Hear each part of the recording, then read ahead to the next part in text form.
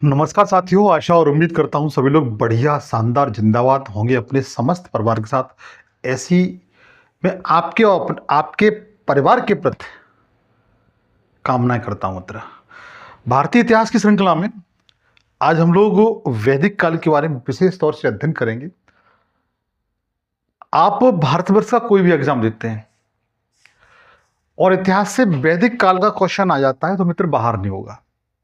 इस बात का मेरा वादा है। 95% क्वेश्चन आपको सेशन से मिलेंगे। ये इस चैप्टर के मैं लगभग 2 या 3 सेशन लेकर के आऊँगा। जो भाई बिल्कुल बेसिक से तैयारी कर रहे हैं, इतिहास के बिल्कुल बेसिक से पहाड़ खाल से, मैं प्लेलिस्ट बना दूंगा। जाके वीडियो को ठीक से देखें और बेहतर नोट्स बनाएं ताकि एग्जाम टाइम में उन्हें रिवीजन करने में कोई दिक्कत ना हो मित्र। और इसके साथ साथ मैं जस्ट आपके सामने जो ऑब्जेक्ट टाइप क्लासें हैं उनको लेकर के आऊँगा ताकि इन क्लासें देखने के बाद आप उस क्लास से यह आंकड़ा लगा सको कि आप कितने पानी में हैं, आप कितने क्वेश्चन सही करके ले जा रहे हैं। तो चलिएगा, बगैर आपका समय बर्बाद किए हुए हम लोग चलते हैं। आप लोग भी हेडिंग बना लीजिए, वैदिक काल मतलब वैदिक सिविलाइजेशन। वैदिक सिविलाइजेशन, पहली बात मित्र, जो वैदिक सिविलाइजेशन है ये आद ऐतिहासिक काल का पार्ट है। ये किसका पार्ट है? आद ऐतिहासिक काल का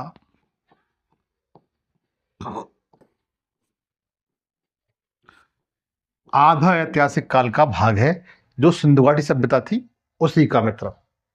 चीजों को समझिए। अब वैदिक सभ्यता, वेद, आप लोग वेद जानते हो, वेदों के नाम तो आपने सुने होंगे मित्र। वेद मतलब हम कह सकते हैं जो वैदिक सभ्यता थी, वैदिक सभ्यता का मतलब ये होता है कि इस समय ऐसा समाज रहा होगा, इस समय ऐसी सोसाइटी रही होगी, ऐसा समाज रहा होगा जो वेदों के अनुसार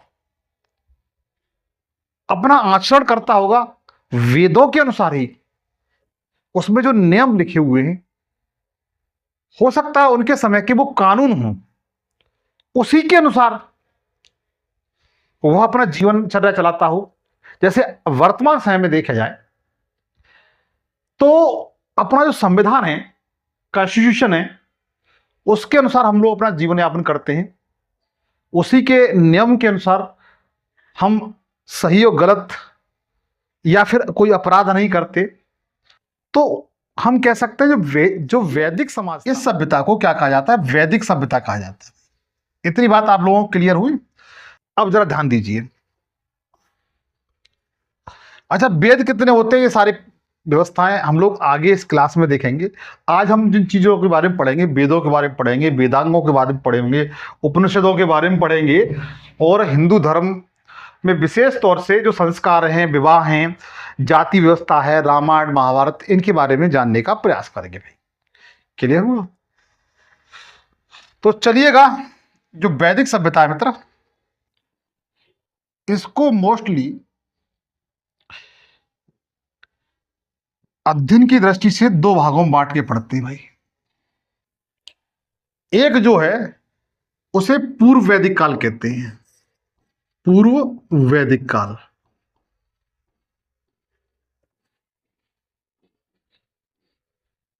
पूर्व वैदिक काल कहते हैं। और जो दूसरा वाला है मित्र,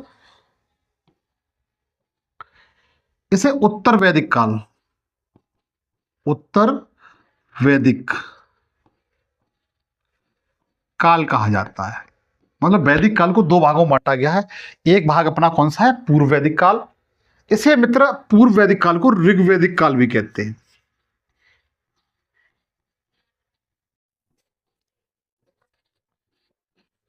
ऋग्वैदिक काल भी कहते हैं क्योंकि जो 4 वेद हैं उसमें से एक वेद का जो संकलन हुआ है वह पूर्व वैदिक काल में का हुआ है।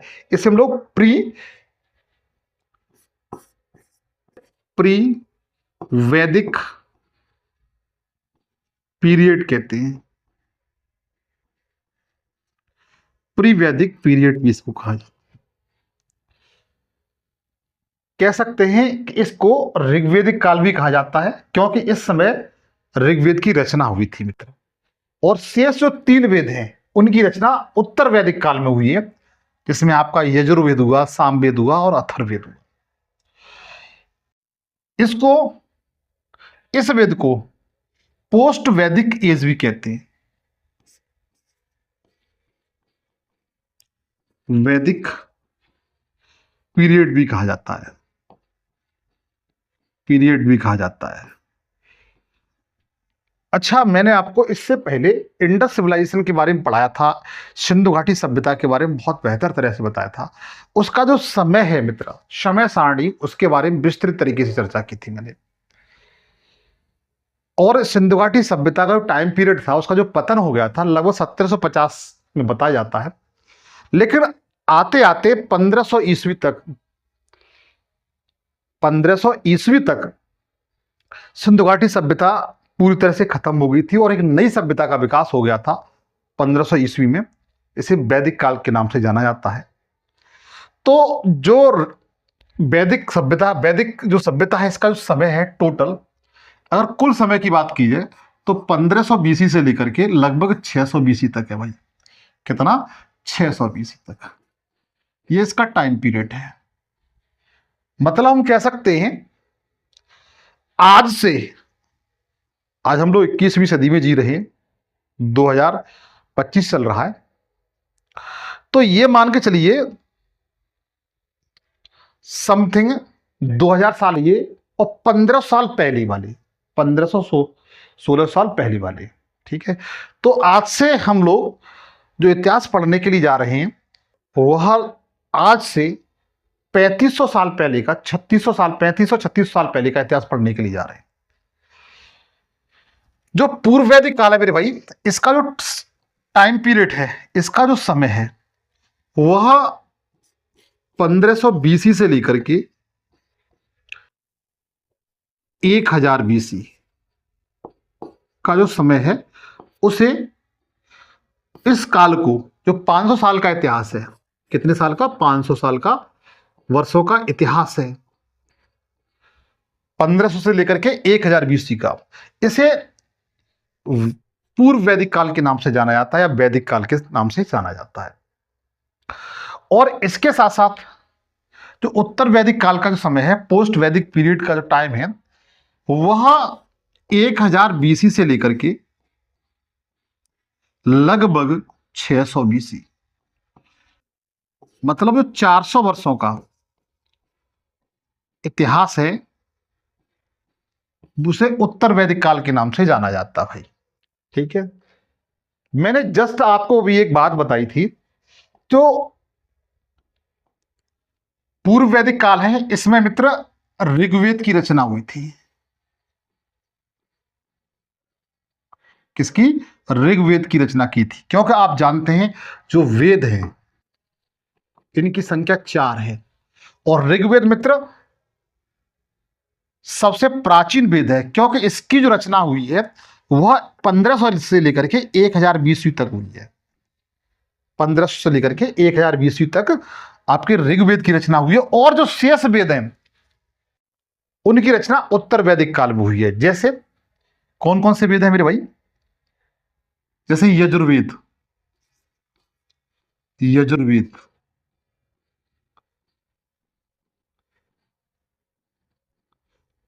सामवेद, अथर्ववेद, अथर्ववेद, इन तीनों की रचना उत्तर वैदिक काल में हुई है। किस काल में हुई है? उत्तर वैदिक काल में सभ्यता है। कौन सी मित्र? वैदिक सभ्यता।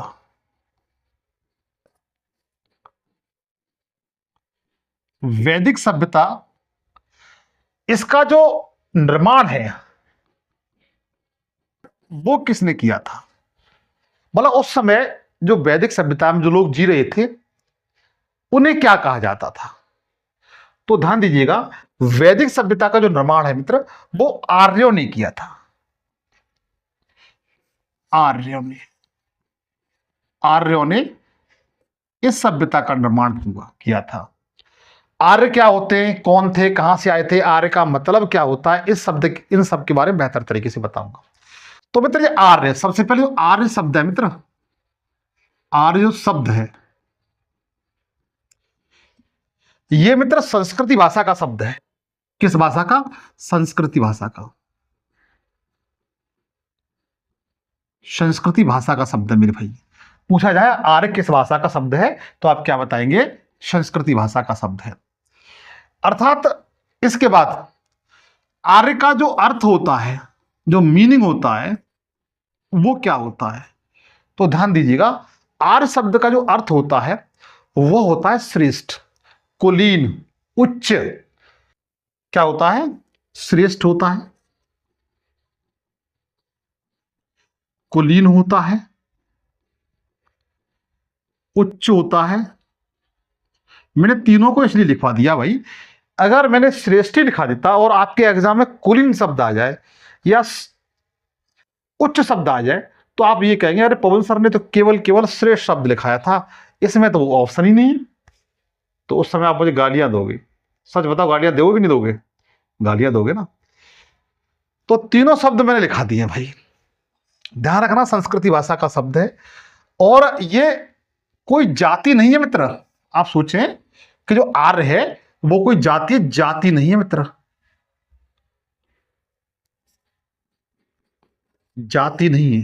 ध्यान रखना इस बात का। ये अपने आप में क्या है? कोई जाति नहीं है, एक भाषा सूचक शब्द है ये।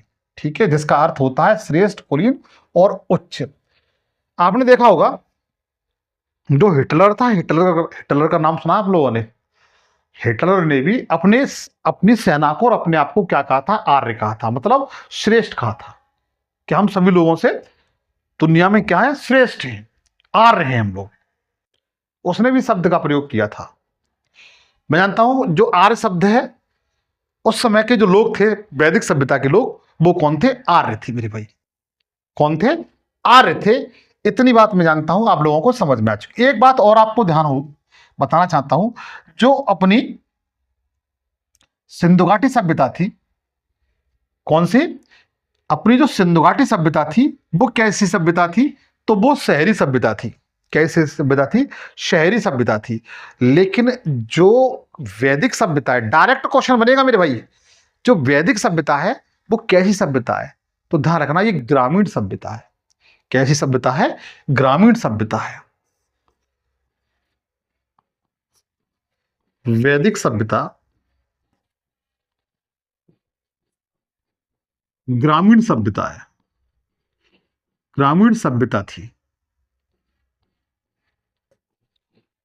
क्लियर हुआ? अगर पूछा जाए कि वैदिक सभ्यता किस प्रकार की सभ्यता है तो बताइए ग्रामीण सभ्यता है मित्र। ठीक है, और इन लोगों का प्रमुख व्यवसाय क्या था? जो आर्य लोग थे, इनका जैसे सिंधु घाटी सभ्यता के लोगों का जो व्यवसाय था वो मोस्टली कृषि था और व्यापार था। लेकिन जो आर्य थे इनका प्रमुख व्यवसाय क्या था? तो ध्यान रखना मित्र, इनका जो प्रमुख व्यवसाय था,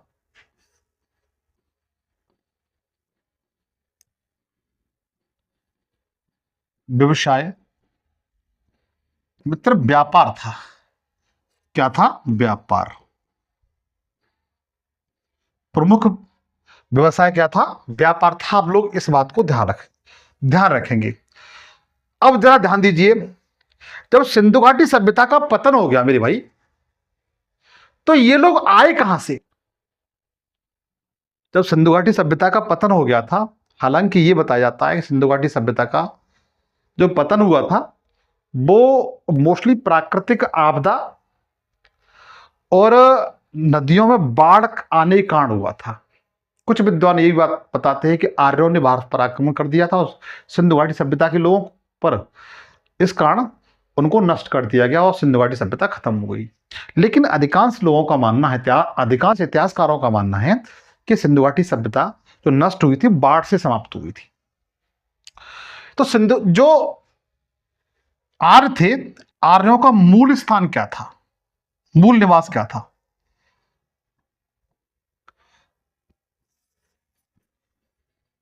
आर्यों का मूल निवास मूल निवास, ये क्या था, ये कहां के रहने वाले थे? इस पर इतिहासकारों ने मेरे भाई अपने अपने अलग अलग मत दिए।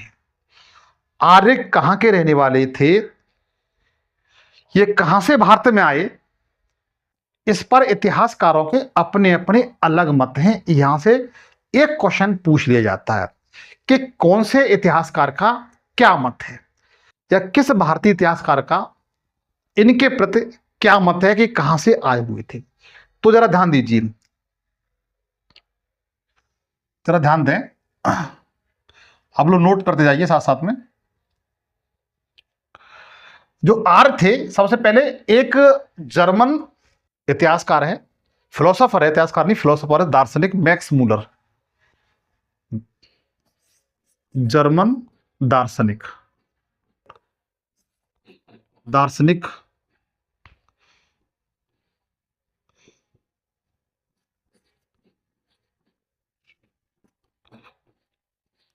इसका नाम क्या है? Max Muller.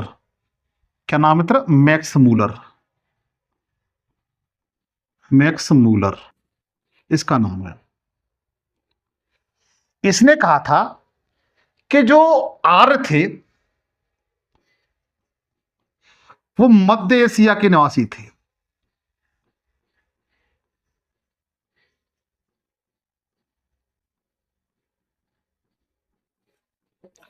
जो आर्य थे वो मध्य एशिया के निवासी थे।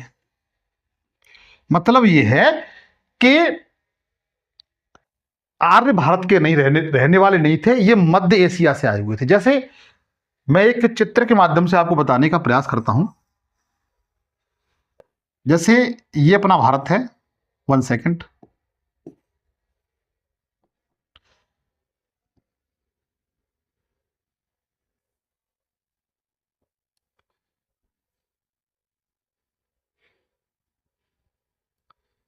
देखिए ये अपना प्यारा भारत है, इधर चाइना, ये क्या है? चाइना, चीन है, इधर पाकिस्तान है अपना लल्ला, अफगानिस्तान है। ले और जो इससे ऊपर यहां पर ये मध्य एशिया थी, मध्य एशिया। तो जो मैक्स मूलर थे मेरे भाई, इनका मानना था कि जो आर्य थे वो मध्य एशिया से आए हुए थे। कहां से आए हुए थे? मध्य एशिया, ईरान वगैरह से। ये कहां से आए हुए थे? मध्य एशिया से आए हुए थे। ठीक है, कुछ प्रमाण ऐसे मिलते हैं, जैसे मध्य एशिया में आप लोगों ने लोग देखे होंगे तो उनका जो माथा होता है ना, माथा माथा चौड़ा होता है, हालांकि चौड़ा माथा मेरा भी है। और जो नाक होती है, नाक ये वाली, ये इनकी नाक यहां शुरू होती है, यहां से ये उनकी नस्ल है, यहां से उनकी नाक शुरू होती है। तो जो मध्य एशिया में जो लोग थे, सॉरी, जो वैदिक काल में जो लोग थे, उनके भी माथा चौड़ा होता था और नाक उनकी यहां शुरू होती थी और लंबे कट काजी के होते थे, ये बताया जाता है। मैक्स मूलर का मानना है कि जो आर्य थे वो मध्य एशिया से आए थे। इसके लिए उन्होंने अपने प्रमाण दिए। प्रमाण क्या दिए, ये बात समझ गया आप? प्रमाण क्या दिए, तो जरा ध्यान दीजिए क्या क्या प्रमाण दिए हैं। इन्होंने ऐसे ही नहीं बोल दिया भाई, हर चीज के लिए पीछे एक लॉजिक होता है। जैसे आप अपने दोस्त के साथ, दोस्त अपने फ्रेंड के घर पे जाते हो, उससे अच्छी मित्रता है, तो आपके अंदर क्या है? एक लालच है कि ये मेरा अच्छा दोस्त है, मेरा साथ देगा। ठीक है, तो इन्होंने भी, जो मैक्स मूलर थे, इन्होंने भी ऐसे ही नहीं बता दिया कि आर्य जो थे मध्य एशिया के निवासी थे। इसके लिए इन्होंने जो ईरान था, ईरान में एक अभिलेख मिला था। अभिलेख जानते हैं आप लोग?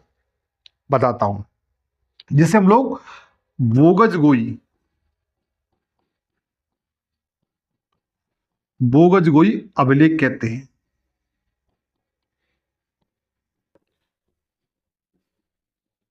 और ये कहां पर था? ईरान में।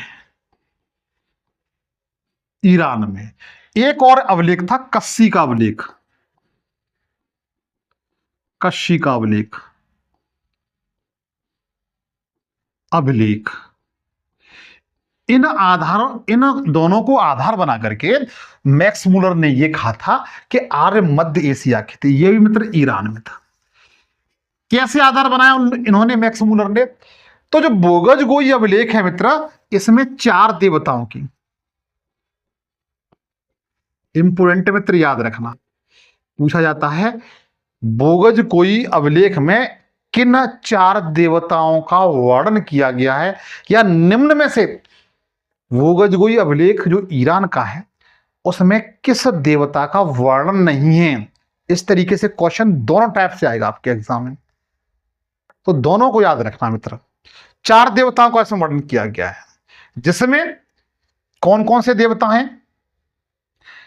इसमें नंबर 1 इंद्र है, इंद्र। नंबर 2 वरुण है। नंबर 3 कह सकते हैं मित्र है। और नंबर 4 पे नासत्य, नासत्य। अब जरा ध्यान दें, बोगज कोई जो अभिलेख था मेरे भाई, उसमें 4 देवताओं का वर्णन किया गया है, इंद्र का, वरुण का, मित्र का और नासत्य का। और अपने जो वेद है ना मित्र, वेद, अपने वेद में और ऋग्वेद में इन देवताओं का वर्णन मिलता है, इन देवताओं का वर्णन मिलता है। इसलिए जो मैक्स मूलर जो जर्मनी के दार्शनिक थे, उन्होंने कहा था कि जो आर्य थे वो मध्य एशिया से आए हुए थे। क्लियर हुआ? मैं जानता हूं ये बात आपको बेहतर तरीके से समझ में आ चुकी होगी। यहां तक किसी भाई को किसी प्रकार की समस्या नहीं होगी। इसके बाद नंबर आता है बाल गंगाधर तिलक का। किसका मित्र? बाल गंगाधर तिलक का। बाल गंगाधर तिलक क्या सोचते हैं? आपने लाल बाल पाल का नाम सुना है, जो गर्म दल के नेता थे, उनमें से एक बाल गंगाधर तिलक थे। ठीक है, बाल गंगाधर तिलक, गंगाधर तिलक, बाल गंगाधर तिलक, इन्होंने कहा था कि जो आर्य थे वो कहां से आए हुए थे? तो वो उत्तरी ध्रुव से आए हुए थे। उत्तरी ध्रुव आर्य थे, वो कहां के निवासी थे? वो उत्तरी ध्रुव के निवासी थे। उत्तरी ध्रुव जानते हैं आप लोग? जैसे ये अपनी पृथ्वी है मित्र, हालांकि पृथ्वी का आकार ऐसा नहीं है, वो जियाड़ आकार की है। इसके मध्य से होकर के एक रेखा जाती है, हम लोग कर्क रेखा, सॉरी, भूमध्य रेखा कहते हैं, विषुवत रेखा भी कहते हैं, बृहद लाइन भी कहा जाता है। इसका ये वाला जो पार्ट है इसे उत्तरी गोलार्ध कहते हैं, नॉर्थ हेमिस्फीयर कहते हैं, और ये वाले को साउथ हेमिस्फीयर कहते हैं। इसका जो 90 डिग्री पे जो पॉइंट है ना, ये वाला नॉर्थ पोल, इसको नॉर्थ पोल कहते हैं। क्या कहते हैं? नॉर्थ पोल कहते हैं। उत्तरी ध्रुव, इसको साउथ पोल कहते हैं। मच्छर चाचा हमें परेशान कर रहे हैं भाई, देखो। हाँ, तो यहां पर जो बर्फ जमी हुई है,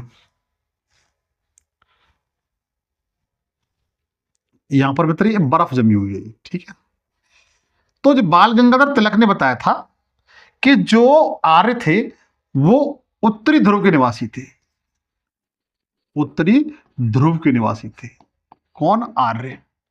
आर्य जो थे वो उत्तरी ध्रुव के निवासी थे। आप लोग याद रखना, ये क्वेश्चन सीधा सीधा पूछा जाता है। कैसे पूछा जाता है, इन्होंने कैसे कहा था, इसके भी पीछे कुछ ना कुछ लॉजिक जरूर होगा ना मित्र। तो इन्होंने, ईरान का एक ग्रंथ है, ईरान का एक ग्रंथ है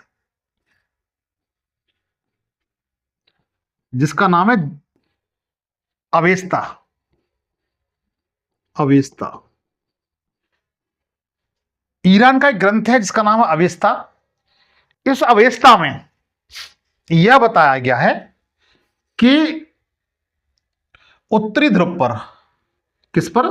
जो नॉर्थ पोल है ना मित्र, नॉर्थ पोल, उत्तरी ध्रुव पर 6 महीने का दिन और 6 माह की रात होती है। 6 महीने का दिन और 6 महीने की रात होती है। इसको बेस बना करके बाल गंगाधर तिलक ने कहा था कि जो आर्य थे वो मध्य एशिया के आए, वो उत्तरी ध्रुव से आए हुए थे। क्लियर हुआ? लेकिन इनका ये स्टेटमेंट ज्यादा सही नहीं है, क्योंकि जिस तरीके से उत्तरी ध्रुव पर 6 महीने का दिन 6 महीने की रात होती है, उसी तरीके से साउथ जो दक्षिणी ध्रुव है उस पर भी तो 6 महीने का 6 दिन 6 महीने की रात होती है। तो इनका ये लॉजिक यहां पर समाप्त हो जाता है, इतना बेस्ट नहीं है। उसके बाद स्थान आता है मित्र अपने दयानंद सरस्वती जी का। कौन है? दयानंद सरस्वती।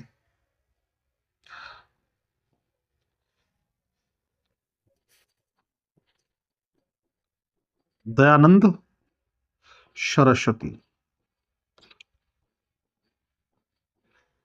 दयानंद सरस्वती इन्होंने कहा था कि जो आर्य थे वो तिब्बत के निवासी थे। तिब्बत के निवासी।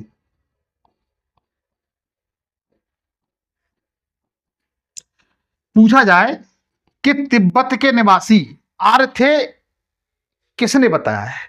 तो आप क्या कहेंगे कि दयानंद सरस्वती जी ने बताया है। किसने? दयानंद सरस्वती ने बताया है कि आर्य जो थे वो कहां के निवासी थे? तिब्बत के निवासी थे। मेरे भाई याद रखना, तो तीनों को आप लोग याद रखेंगे। मैक्स मूलर को इन्होंने बताया था आर्य मित्र मध्य एशिया के निवासी थे। इन्होंने अपने बोगजगोई अभिलेख जो ईरान में है, कस्सी का अभिलेख जो भी ईरान में है, इसमें जो बोगजगोई अभिलेख है इसमें 4 देवताओं का वर्णन किया गया है, इंद्र, वरुण, मित्र और नासत्य। इनको बेस बना करके उन्होंने बताया था आर्य मध्य एशिया के निवासी थे। बाल गंगाधर तिलक ने बताया था कि आर्य जो कहां के थे? उत्तरी ध्रुव के निवासी थे।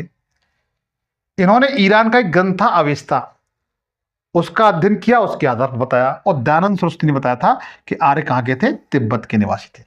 कहां के निवासी थे? तिब्बत के निवासी थे। यहां तक मेरे भाई किसी को दिक्कत नहीं होनी चाहिए, ऐसी मैं उम्मीद करता हूं। ठीक है। अच्छा, आर्यों की भाषा क्या थी अगर पूछा जाता है?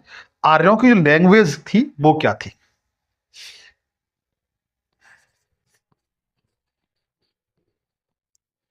आर्यों की भाषा। आर्यों की भाषा क्या थी मेरे भाई? तो ध्यान रखना, आर्यों की भाषा क्या थी? संस्कृति थी। और वेद किस भाषा में लिखे गए? तो संस्कृति में लिखे गए भाई। ठीक है। वेद किस भाषा में लिखे गए? तो संस्कृति भाषा में लिखे गए। आप लोग याद रखोगे। ठीक है। और आर्यों का जो समाज था वो कितने भागों में बटा हुआ था? जो आर्य थे इनका जो समाज था वो कितने भागों में बटा हुआ था? कोई भाई बता सकते हो?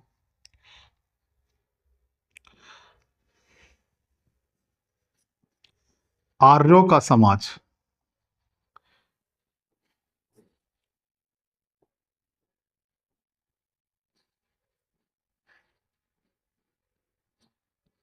आर्यों का समाज कितने भागों में बटा हुआ था? ये तो आप जानते हैं, जो समाज था वो कैसा था? पित्त सत्तात्मक था। आर्यों का जो समाज था वो पित्त सत्तात्मक था।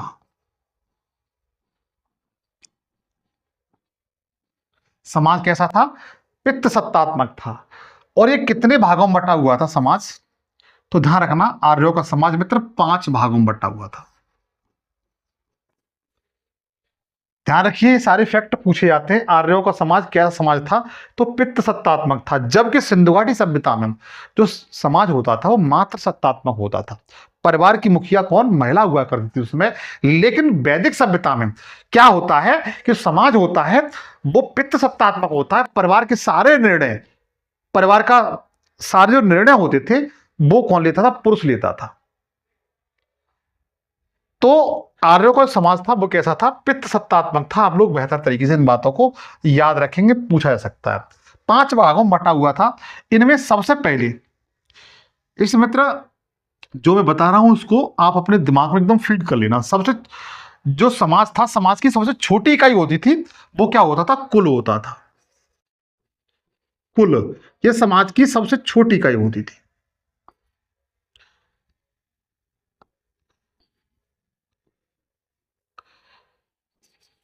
सबसे छोटी इकाई, छोटी इकाई, ये क्या होता था? कुल होता था भाई। उसके बाद कुल को मतलब जो कुल होते थे ना, उनको मिला करके क्या बनता था? तो कुलों को मिलाकर के ग्राम बनता था। क्या बनता था? गांव बनता था। और गांवों को मिलाकर क्या बनता था मित्र?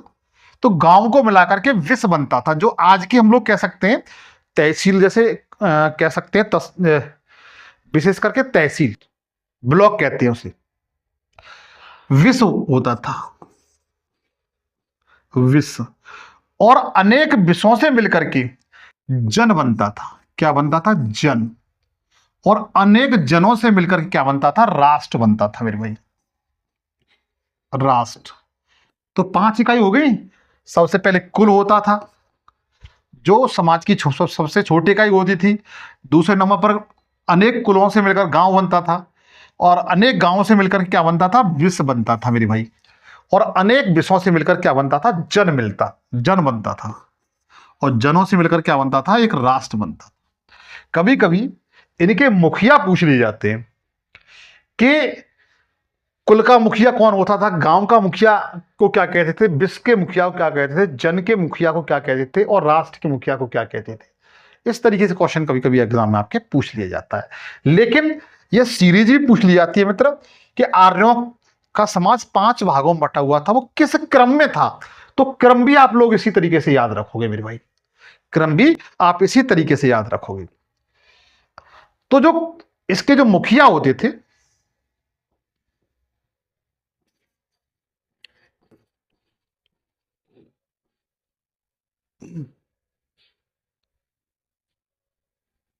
हाँ, मुखिया मुखिया होते थे। जैसे कुल का मुखिया, कुल का जो मुखिया होता था मित्र, उसे कुलपति कहते थे। क्या कहते? कुलपति कहते थे। कुल के मुखिया को क्या कहते थे? कुलपति कहते थे भाई, याद रखोगे, ठीक है। और गांव के मुखिया को क्या कहा जाता था? तो गांव के मुखिया को ग्रामीणी कहते थे। क्या कहते थे? ग्रामीणी कहा जाता था। और विश्व के मुखिया को क्या कहते थे? तो ध्यान रखना, उस समय विश्वपति कहते थे। विश्वपति।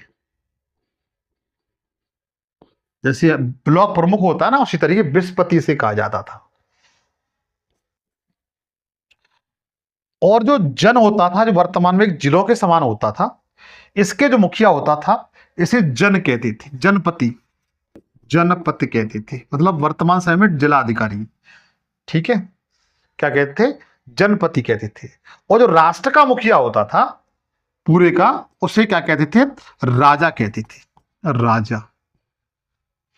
तो कभी कभी इनके जो मुखिया हैं, इनके नाम पूछ लिए जाते हैं, तो आप लोग इसी क्रम में मेरे भाई बेहतर तरीके से याद रखोगे, ऐसी मैं आप लोगों से उम्मीद करता हूं। अब मैं आपको वो चीज बताने के लिए जा रहा हूं जहां से डायरेक्ट सीधे सीधे आपके एग्जाम में क्वेश्चन पूछे जाते हैं। ये समझ लिए। अब जो आपको बताऊंगा बहुत बेहतर तरीके से आप लोग मेरे भाई याद रखना।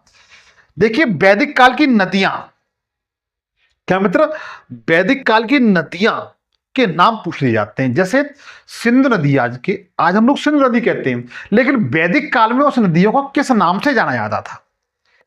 अक्सर यहां से मित्र एक क्वेश्चन हर प्रतियोगी परीक्षा में, आप यूपीएससी दे लीजिए, पीसीएस दे लीजिए, पुलिस का एग्जाम दे लीजिए, यूपी ट्रिपल एससी आयोग का एग्जाम दे लीजिए, रेलवे का एग्जाम दे लीजिए, एसएससी का एग्जाम दे लीजिए मित्र, यहां से क्वेश्चन, अगर इसमें से जो इस चैप्टर में सबसे ज्यादा जो क्वेश्चन पूछे जाते हैं, तो वो यहीं से पूछे जाते हैं, मोस्टली नदियों से।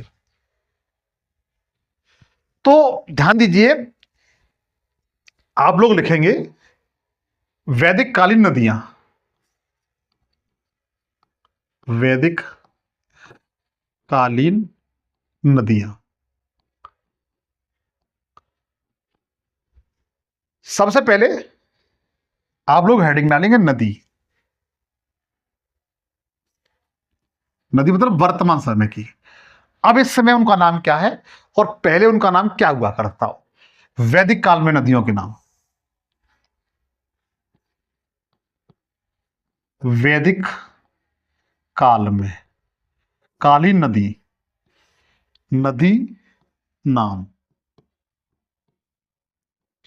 क्लियर हुआ मेरे भाई? जैसे कहा जाए सिंधु नदी को कौन सी नदी को? सिंधु नदी को।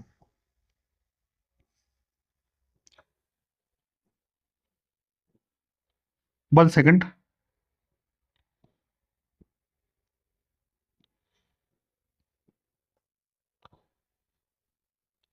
सिंधु नदी,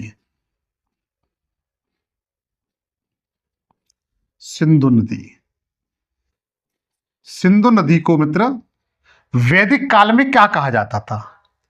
तो ध्यान रखना, सिंधु नदी को वैदिक काल में क्या कहते थे? तो हिरत कहते थे। हिरत, याद रखना, हिरण्य नहीं, वो आगे कहा जाएगा, हिरत कहते थे। ध्यान रखना, वैदिक काल में सिंधु नदी को हिरत कहा जाता था भाई। इसी तरीके से जो काबुल नदी है,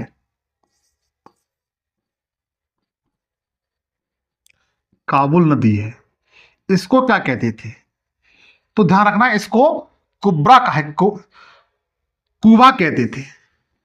कुबा, क्या कहते थे? कुबा, याद रखिएगा।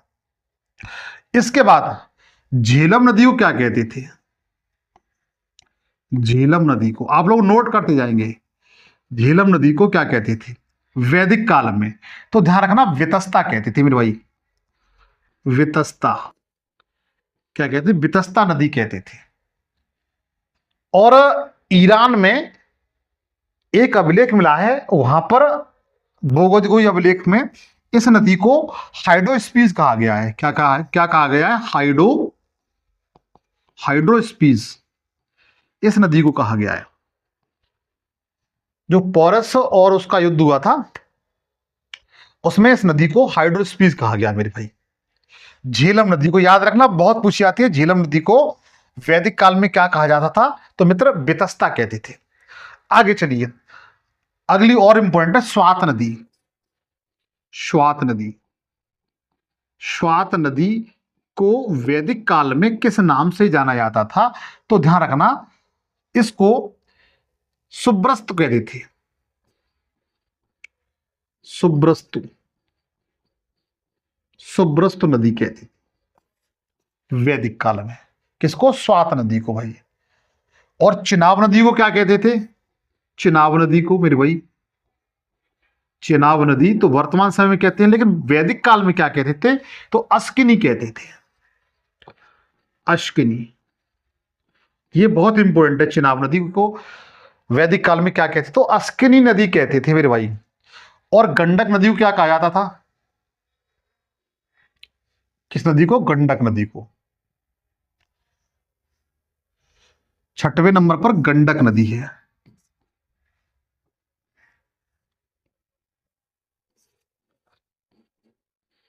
गंडक नदी, गंडक नदी को वैदिक काल में किस नाम से जाना जाता था? तो ध्यान रखना, इसको सदा नीरा नदी कहते थे मेरे भाई। क्या? सदा नीरा नदी, सदा नीरा नदी। आप लोग जिस किसी एग्जाम की तैयारी कर रहे हो ना, आप उसके पिछले साल के पेपर उठा के देख लीजिए। अगर इस टॉपिक से क्वेश्चन आया है तो नदियों से आया हुआ है मित्र, इसलिए बहुत इंपॉर्टेंट है। आप इस पे 100% स्टार लगा लें या चांद तारे बिठा लें, वो आपकी मर्जी है। गंडक नदी को सदा नीरा नदी कहा जाता था, याद रखना। और जो घग्गर नदी थी मित्र, घग्गर नदी, घग्गर नदी को वैदिक काल में क्या कहा जाता था? तो दुष्दंती कहा जा गया है। दुष्दंती नदी, क्या कहा गया है? दुष्दंती नदी कहा गया है भाई। अच्छा, रावी नदी को क्या क्या क्या कहा गया है? इंपोर्टेंट मित्र, याद कर लेना रावी नदी को, बहुत इंपोर्टेंट है रावी नदी को। तो रावी नदी को पुरुषुणी नदी कहा गया मेरे भाई। पुरुषुणी नदी, इसमें आप चिनाब, झेलम, रावी, सतलज, ब्यास। सतलज को क्या कहा गया है? मैं इधर लिख देता हूं, 9वें नंबर पे सतलज। सतलज नदी को मित्र शतुद्री कहा गया है। क्या कहा गया है? शतुद्री कहा गया है। किस नदी को? सतलज नदी को। समझ में नहीं आप लोगों को आ रहा? चलो दोबारा बता देता हूं, मैं इधर बता देता हूं। 9वां नंबर डाल लें, सतलज नदी। सतलज नदी को क्या कहा गया है, तो ध्यान रखना वैदिक काल में शतुद्री नदी कहा गया है, शतुद्री नदी। अच्छा, व्यास नदी को क्या कहा गया है? व्यास नदी को बताएं मित्र, जो जानते हैं बताएं, व्यास नदी को क्या कहा गया है? तो ध्यान रखना, व्यास नदी को विपाशा कहा गया है। क्या मतलब क्या बोला है? विपाशा, विपाशा। आप लोग विपाशा बसु मत समझना, विपाशा नदी हो सकता है। विपाशा जो नदी थी उसके नाम पर ही विपाशा बसु ने अपने, उनके पिताजी ने या माताजी ने उनका नाम विपाशा रखा हो। ठीक है, व्यास नदी को विपाशा नदी कहा गया है, सतलज को शतुद्री कहा गया है। और जो गोमती नदी थी, कौन सी? गोमती नदी, जिस पर लखनऊ नगर बसा हुआ है। बताइए, गोमती नदी का उद्गम उत्तर प्रदेश के किस जिले से हुआ है? बता सकते हो? गंगा की सहायक नदी है ये, बाएं तट की। गोमती नदी को वैदिक काल में क्या बोला गया है? तो गोमक, क्या बोला है? गोमल, गोमल नदी, याद रखेंगे आप लोग। और इसके साथ साथ कुर्रम नदी को, कौन सी? कुर्रम नदी को, कुर्रम नदी को, ये सिंध की सहायक नदी है, इसको क्रम कहा गया, क्रम, क्रम नदी कहा गया है। तो आप लोग एक दो बार इनको रिवीजन करेंगे, मेरे साथ रिवीजन कर लीजिए, बोलिएगा। सिंधु नदी को क्या कहा गया है? तो हिरत कहा गया है भाई। क्या बोला है? हिरत। सिंधु नदी को हिरत कहा गया है। और जो काबुल नदी थी, इसे कुंभा बोला मेरे भाई, कुंभा कहा गया है। कहां पर? वैदिक कालीन में। झेलम नदी को वितस्ता नदी कहा गया है, इसे हाइड्रोस्पीज भी नदी कहा गया है। स्वात नदी को सुब्रतु नदी कहा गया है। चिनाब नदी को अस्किनी नदी बोला जाता भाई उस समय। गंडक नदी को सदानीरा नदी कहा गया है। घग्गर नदी को दुष्दंती नदी कहा गया है मेरे भाई। और रावी नदी को पुरुषणी नदी कहा गया है। इसी तरीके से सतलज नदी को वैदिक काल में शतुद्री नदी कहा गया है। व्यास नदी को विपाशा बोला गया है वैदिक काल में। गोमती नदी को गोमल नदी बोला गया है। और कुर्रम नदी को क्रम नदी बोला गया है, कुर्म नदी बोला गया है। यहां तक मैं जानता हूं किसी भाई को दिक्कत नहीं होनी चाहिए। जिस तरीके से मैंने बताया है, जिस तरीके से आप लोगों को याद करा रहा हूं, मैं जानता हूं ऐसी सारी चीजें आप लोगों को याद होनी चाहिए। आगे चलिए। अब जो ऋग्वैदिक कालीन समाज था मित्र, वो कैसा था, बस पे हम लोग थोड़ा सा प्रकाश डालते हैं। हालांकि कुछ चीजें आपको बता ही चुका हूं मैं। जो ऋग्वैदिक कालीन समाज था, कालीन समाज था,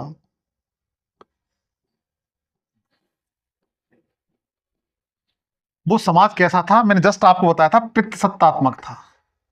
पित्त सत्तात्मक समाज था मित्र। क्लियर हुआ? किसी भाई को दिक्कत? समाज कैसा था? पित्त सत्तात्मक था, आप लोग याद रखेंगे। इनकी मैंने आपको भाषा भी बताई थी। इनकी जो भाषा थी वो कैसी थी? कौन सी भाषा थी? संस्कृति। कौन सी भाषा थी मित्र? संस्कृति लैंग्वेज थी मेरे भाई, याद रखना। ठीक है। और जो आर्य थे मित्र, क्योंकि आर्यों की तो मतलब ये सभ्यता थी।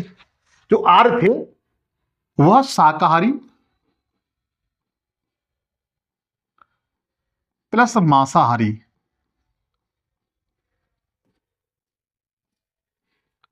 दोनों थे मित्र। कौन से थे? दोनों थे। आर्य शाकाहारी और मांसाहारी मित्र दोनों थे, आप लोग याद रखेंगे। अच्छा, इनके जो प्रमुख देवता थे, आर्यों के प्रमुख देवता, प्रमुख देवता वैदिक काल में, वैदिक काल में, ऋग्वैदिक काल में जो आर्यों के प्रमुख देवता थे वो मित्र कौन थे? इंद्र थे। कौन थे? इंद्र थे, याद रखना। पूछा गया क्वेश्चन है, ऋग्वेद में आर्यों के प्रमुख देवता कौन थे? इंद्र थे। इंद्र को मित्र उस समय पुरंदर कहा गया है। क्या कहा गया? पुरंदर कहा गया है। और पुरंदर का अर्थ होता है किले तोड़ने वाला,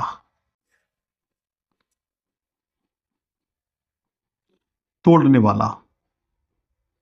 भाई आप लोग इतने लोग क्लास देखते हैं, आप लोगों से मैं एक छोटी सी बस गुजारिश यही करता हूं कि आप सेशन पे को कभी कभी लाइक कर दिया करो मित्र। भाई लाइक्स और सब्सक्राइब तो आपका कर्तव्य बनता ही है। अगर आप सेशन को लाइक कर देंगे तो आपके फिंगरप्रिंट सही हो जाएंगे, आपको कोई दिक्कत नहीं आएगी बैंक बैंक में अपना फिंगर लगाने में। तो प्रमुख जो देवता थे आर्यों के, वो वैदिक काल में, ऋग्वैदिक काल में कौन थे? इंद्र थे मित्र। और इंद्र का जो वर्णन है मेरे भाई, किसमें? वैदिक काल में, सॉरी ऋग्वेद में इंद्र का वर्णन है किसमें? ऋग्वेद में लगभग 250 बार हुआ है। कितनी बार? 250 बार इंद्र का बड़ा सर्वाधिक जो वर्णन किया गया ऋग्वेद में, वो किस देवता का किया गया है? तो आप बताएंगे इंद्र का किया गया है। ऋग्वेद में सर्वाधिक वर्णन निम्न में से किस देवता का है? तो आप बताएंगे इंद्र का है। कितनी बार है? 250 बार है मेरे भाई। कितनी बार है?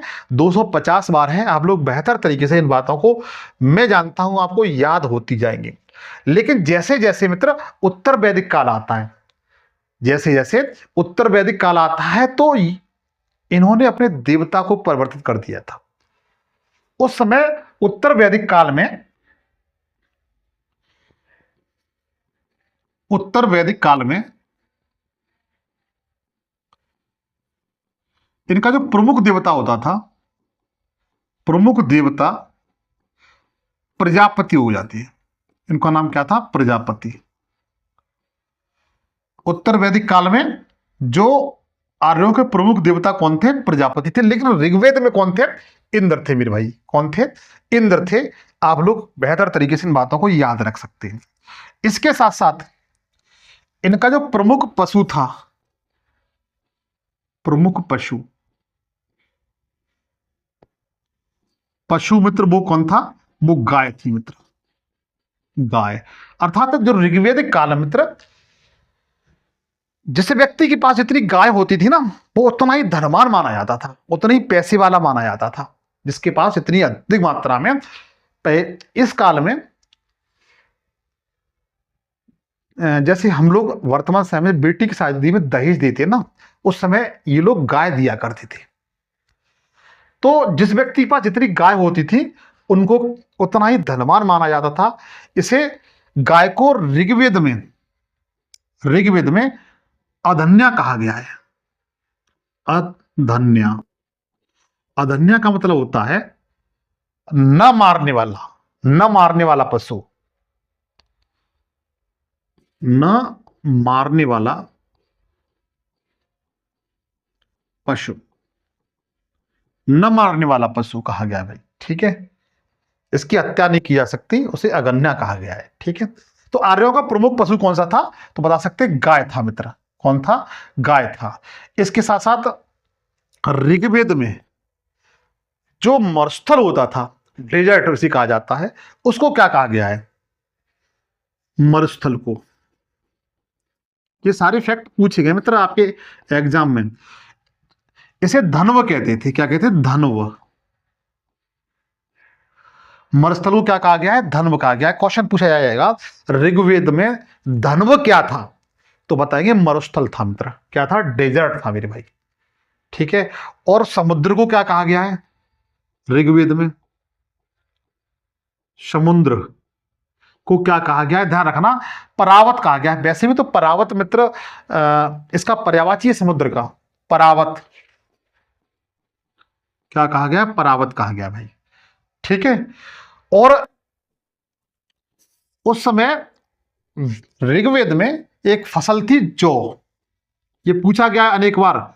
जौ एक फसल हुआ करती थी, इसको मित्र यव कहा गया है। वेरी वेरी इंपॉर्टेंट, यव कहा गया है वैदिक काल में।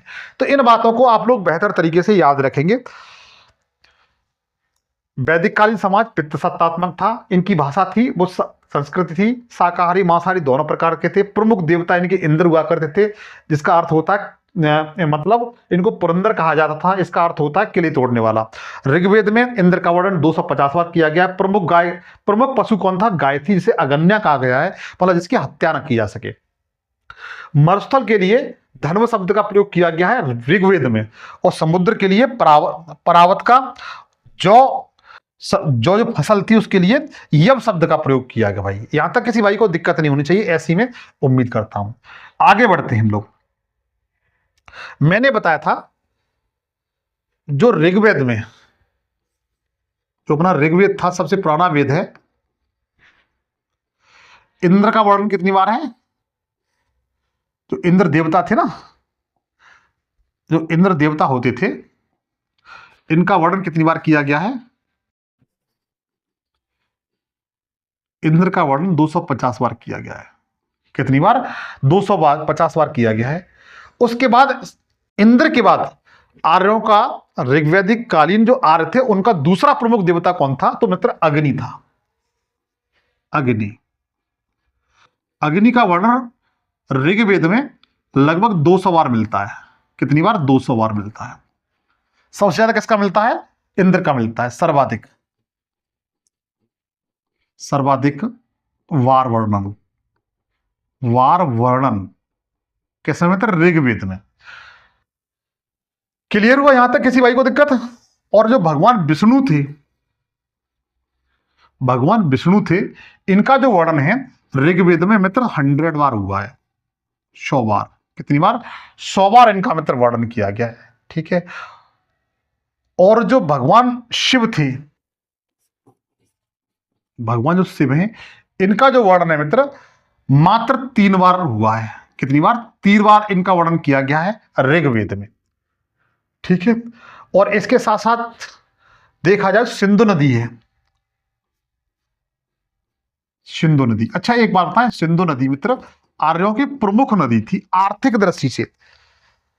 आर्थिक दृष्टि से जो ऋग्वेद में आर्यों की प्रमुख नदी कौन सी हुआ करती थी? तो ध्यान रखना, ये सिंधु नदी थी मित्र। कौन सी? सिंधु नदी थी मित्र। इस नदी को हिरंडी नदी कहा गया है।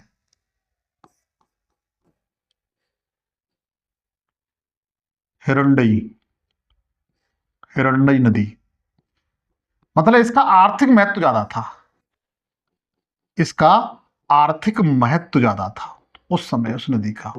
हालांकि पवित्र नदी नहीं थी ये, लेकिन इसका आर्थिक महत्व मित्र ज्यादा था सिंधु नदी का। और इसका जो वर्णन है वैदिक में, ऋग्वेद में 55 बार हुआ है। कितनी बार? 55 बार सिंधु नदी का वर्णन किया गया मेरे भाई। ठीक। इसके बाद देखा जाए यमुना नदी है, यमुना नदी का जो वर्णन है ऋग्वेद में मात्र 3 बार हुआ है। और जो गंगा नदी है, गंगा नदी, इसका जो वर्णन है मात्र 1 बार हुआ है भाई। कितनी बार? 1 बार हुआ है।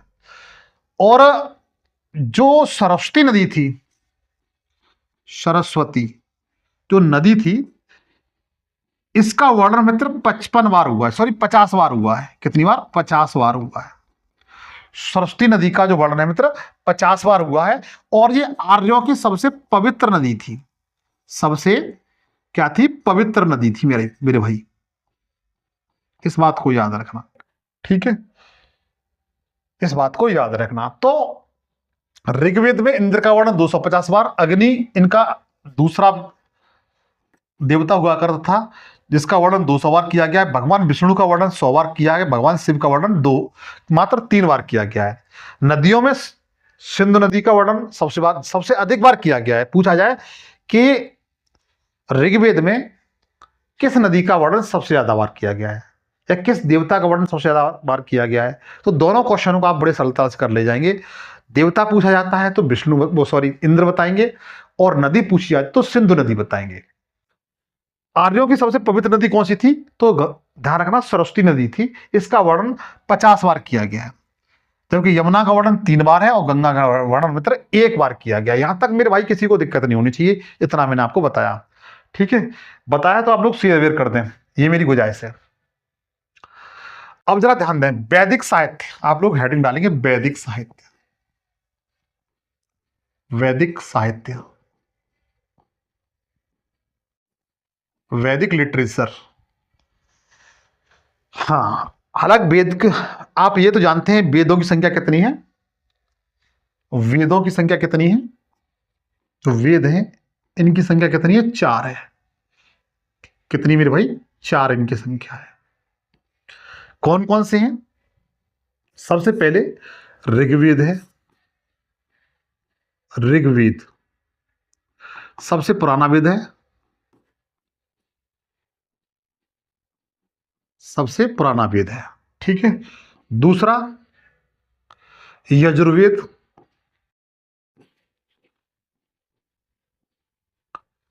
तीसरे नंबर का सामवेद है।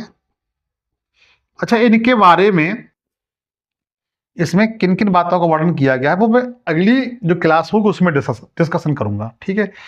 चौथा जो वेद है वो अथर्ववेद है। अथर्ववेद है भाई। 4 वेद हैं। ऋग्वेद सबसे पुराना है लेकिन अथर्ववेद सबसे नया है, मतलब सबसे बाद में लिखा गया है, नया वेद है। क्लियर हुआ? नया पुराना पूछा जाता है तो आप बता सकते हैं भाई। अगर आपसे पूछा जाता है क्या आप लोग ये बताएं कि उपनिषद कितनी है? उपनिषदों की संख्या कितनी है?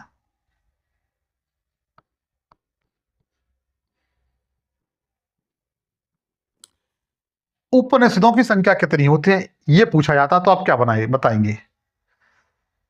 उपनिषदों की संख्या कितनी है तो आप क्या बताएंगे भाई? बताइए अगर जानते तो उपनिषदों की संख्या है मित्र 108। कितनी है? 108 है। आप लोग याद रखेंगे 100%, कोई नहीं भूलेगा। जो उपनिषद है, उप प्लस निषद, इसका अर्थ क्या होता है? तो उपमान होता है मित्र समीप, और निषद मान होता है बैठकर,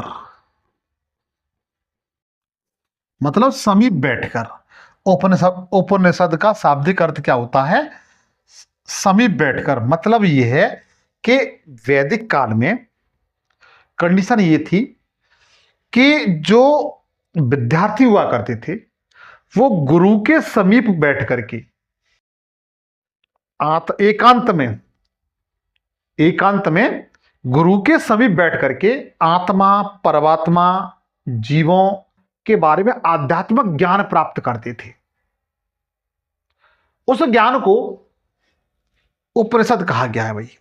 क्या कहा गया है? उपनिषद। तो इसका शाब्दिक अर्थ होता है नजदीक या समीप बैठकर। बैठकर वो किसके? जो गुरु होते थे उसमें आचार्य होते थे, आचार्यों के समीप बैठ करके शिष्य द्वारा एकांत में जो ज्ञान प्राप्त होता था आत्मा परमात्मा का, वो सारी उपनिषदों में संलग्नित किया गया है भाई। ठीक है। इनकी संख्या कितनी है? 108 है। आप लोग बेहतर तरीके से याद रख सकते हो। ठीक है। आगे चले आप लोग, यहां तक किसी भाई को दिक्कत नहीं होनी चाहिए। अच्छा, जो 108 है उपनिषद है, इनकी संख्या 108 किस तरीके से मैं बताता हूं। यहां से कुछ क्वेश्चन बनते हैं, जैसे 1 सेकेंड, हाँ जरा ध्यान दें। उपनिषद,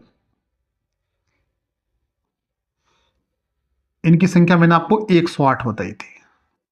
108 कैसे है? 4 प्लस 2 प्लस 102 हो गई 108। 108 कैसे कैसे है तो जरा ध्यान दीजिए। इसमें से 4 उपनिषद हैं, ये गद्य भाषा में लिखे हुए हैं। गद्य जानते हो लोग? गद्यांश। जैसे आप एग्जाम देते हैं ना तो एक हिंदी का गद्यांश आता है, एक अंग्रेजी का गद्यांश आता है। ठीक है। पैसेज टाइप में इसमें से 4 उपनिषद हैं मेरे भाई, ध्यान रखना है, पूछे जाते हैं। इसमें से 4 उपनिषद हैं, वो कैसे, मतलब कैसे हैं? गद्य में लिखे गए। कैसे लिखे गए? गद्य में, मतलब गद्यांश के रूप में, एक स्टोरी के रूप में, संस्कृति भाषा में। और इसमें से जो 2 उपनिषद हैं ये मित्र गद्य और पद्य। पद्य जानते हैं आप लोग? पोइट्री, कविता के रूप, पोइट्री जैसे लिटरेचर, पोइट्री के रूप में लिखे गए। और जो शेष हैं 102, ये पद्य में लिखे गए। किसमें? पद्य में, पोएट्री के रूप में, पोएट्री के रूप में, काव्य के रूप में कह सकते हैं,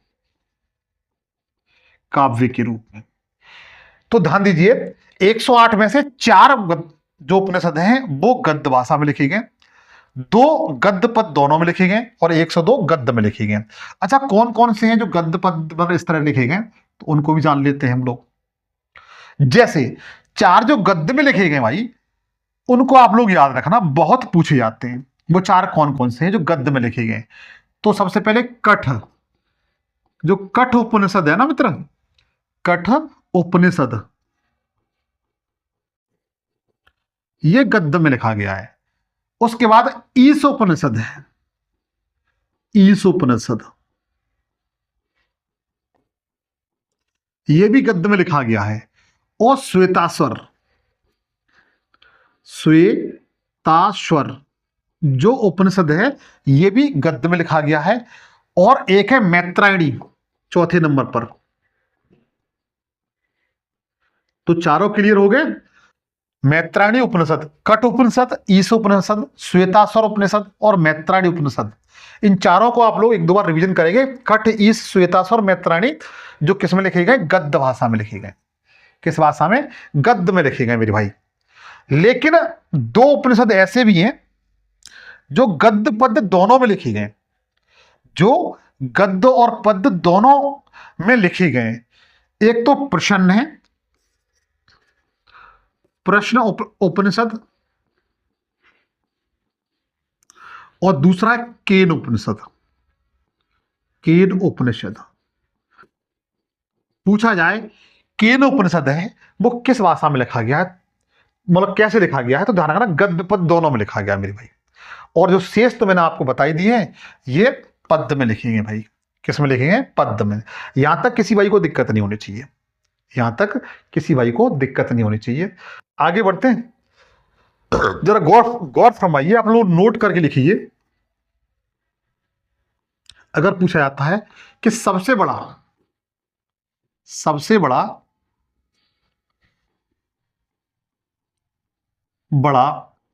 उपनिषद कौन सा है, निषद कौन सा है, तो आप क्या बताएंगे? सबसे बड़ा उपनिषद कौन सा बताएंगे? बता सकते हो मित्र? सबसे बड़ा उपनिषद है वो कौन सा है, बताइए। उसका नाम है मित्र बृहदारण्य।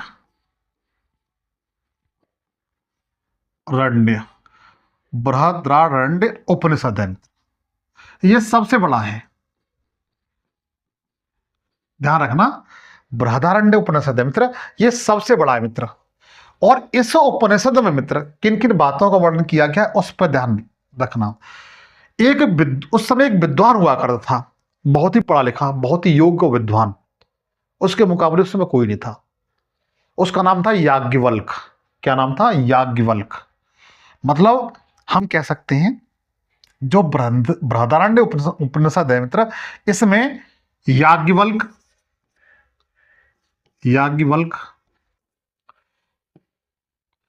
एक दार्शनिक हुआ करता था, और एक महिला थी, विदुषी महिला, एक विदुषी महिला थी, गार्गी।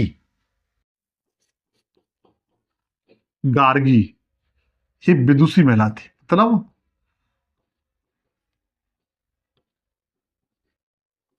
कह सकते हैं ये विद्वान थी। इनके बीच संवाद का वर्णन है। किसका? इन दोनों के बीच संवाद का वर्णन है। इन दोनों के बीच संवाद का जो वर्णन किया गया है वो बृहदारण्य उपनिषद में किया गया भाई। जो 108 जो उपनिषद हैं उनमें उसमें सबसे बड़ा यही है, बृहदारण्य। बृहद मतलब बड़ा, आप इस तरह जोड़ के याद कर सकते हैं, ठीक है। और एक शब्द मित्र और याद रखना जो आपके एग्जाम बहुत पूछा जाता है, तमसो मां, याद रखिए, ज्योति गमन। तमसो मां ज्योतिगमन मतलब अंधकार से प्रकाश की ओर, अंधकार से प्रकाश की ओर।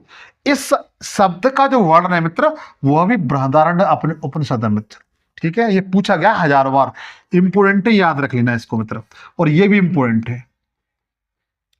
याज्ञवल्क और गार्गी का संवाद का वर्णन किस उपनिषद में? तो बृहदारण्य उपनिषद में। और तमसोमा ज्योतिगमन, इसका वर्णन भी किस उपनिषद में? तो ध्यान रखिए, इसका वर्णन मित्र बृहदारण्य उपनिषद में। और एक शब्द और याद रखना कि हम लोग जो ओम शब्द यूज करते हैं ना, ओम, ये वाला, ये शब्द का वर्णन मित्र आपको बृहदारण्य उपनिषद में मिलता है। ध्यान रखना, तो ओम शब्द है, इसका वर्णन भी मित्र हमें कहां से मिलता है? बृहदारण्य उपनिषद से मिलता है मित्र। यहां तक किसी को दिक्कत नहीं होना चाहिए।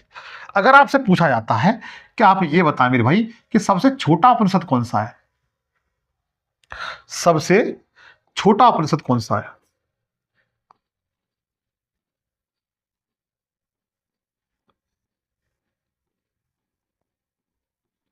तो आप क्या बताएंगे? तो फिर आप क्या बताएंगे? सबसे छोटा उपनिषद कौन सा होता है? उसका नाम मित्र मांडूव्य,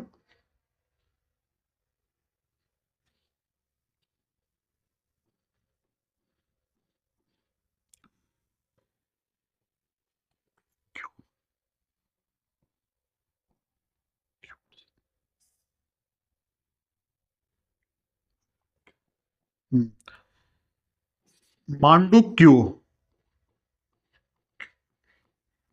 उपनिषद।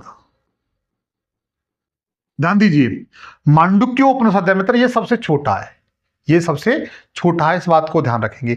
अच्छा, एक मुंडको उपनिषद होता है, एक कौन सा होता है? मुंडको उपनिषद,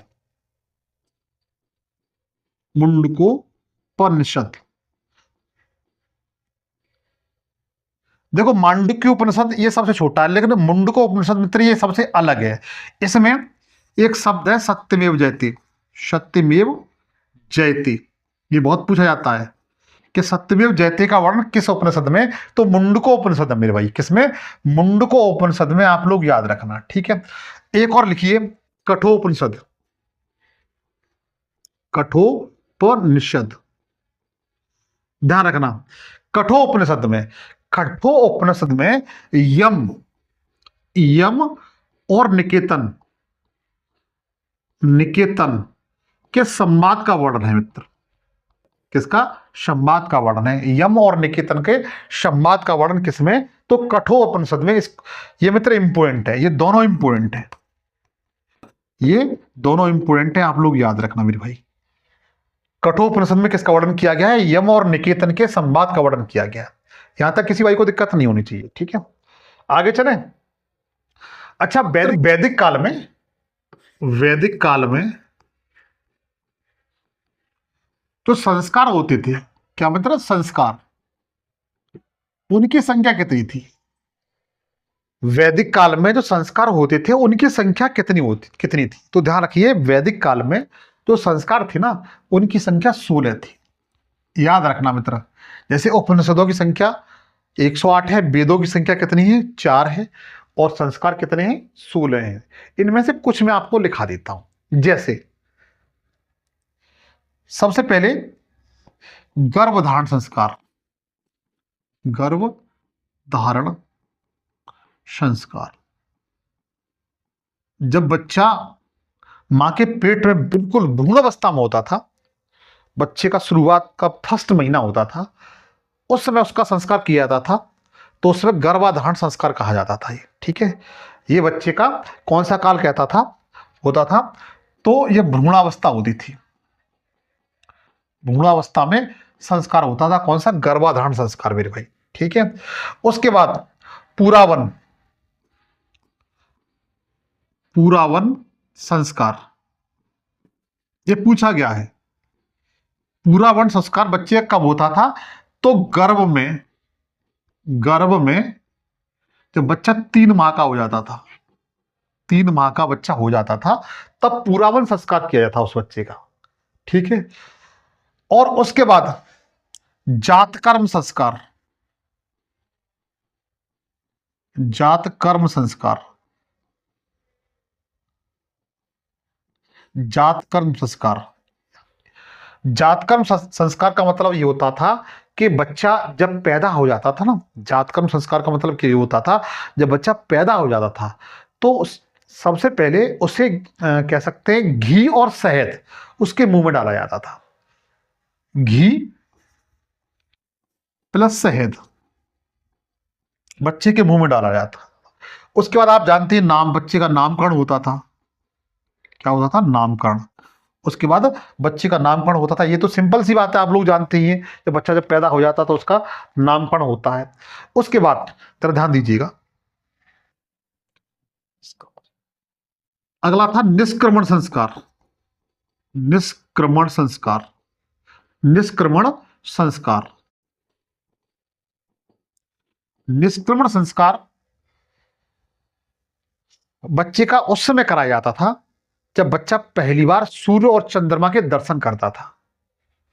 प्रथम बार बच्चा सूर्य और चंद्रमा के दर्शन करता था। क्या करता था? दर्शन करता था। उसके बाद अन्नप्राशन संस्कार। उसके बाद अन्नप्राशन। अन्नप्राशन संस्कार। अन्नप्राशन संस्कार ये उस समय होता था जब बच्चे को पहली बार अन्न खिलाया जाता था। अन्न खिलाना बच्चे को पहली बार। ठीक है। उसके बाद चूड़ा मुंडन संस्कार होता था 7वें नंबर पर। चूड़ा मुंडन, जानते हो आप लोग चूड़ा मुंडन? मुंडन शब्द आप लोगों ने सुना होगा शायद, जिसमें बच्चे को पहली बार उसके बालों को साफ किया जाता है उसके सर से। ठीक है, इसमें बच्चे का मुंडन किया जाता है। क्या किया जाता है? मुंडन। ठीक है। उसके बाद आगे जरा ध्यान दें, अगला जो संस्कार है कर्णवेधन संस्कार। कर्णवेधन मतलब बच्चों के कान में कुछ मतलब सोने का या किसी का कुछ डाला जाता था छेद करके, उसे कर्णवेधन संस्कार कहते थे। ठीक है।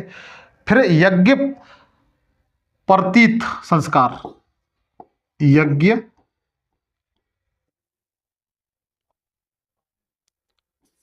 पवित संस्कार। यज्ञ पवित संस्कार, इसके तहत क्या होता था? बच्चा सबसे पहले क्या करता था? जनेऊ पहनता था। जनेऊ, जनेऊ जानते हैं आप लोग? जनेऊ पहनता था पहली बार। पहली बार बच्चा जनेऊ पहनता था। उसके बाद विद्यारण्य संस्कार। विद्या अरण्य संस्कार, इसके तहत क्या होता था कि बच्चा गुरुकुल स्कूल में जाता था और गुरु के समीप जाकर के क्या करता था? अपनी विद्या को ग्रहण करता था। किसको? विद्या को ग्रहण करता था। तो विद्या ग्रहण करना ही क्या कहलाता था? विद्यारण्य संस्कार था। कुछ महत्वपूर्ण है, इनके बारे में मैंने आप लोगों को बता दिया है। मित्र आज के लिए इतना ही। कल आपसे फिर मुलाकात होगी। ये जो ऐतिहासिक क्लास है पर डे आपको डेली शाम को लगभग 8:30 बजे मिल जाया करेगी। कितने बजे? 8:30 बजे। आप लोग तैयार रहिए इन सब क्लासों को देखने के लिए। आपसे फिर मुलाकात होगी, तब तक जय हिंद, जय भारत।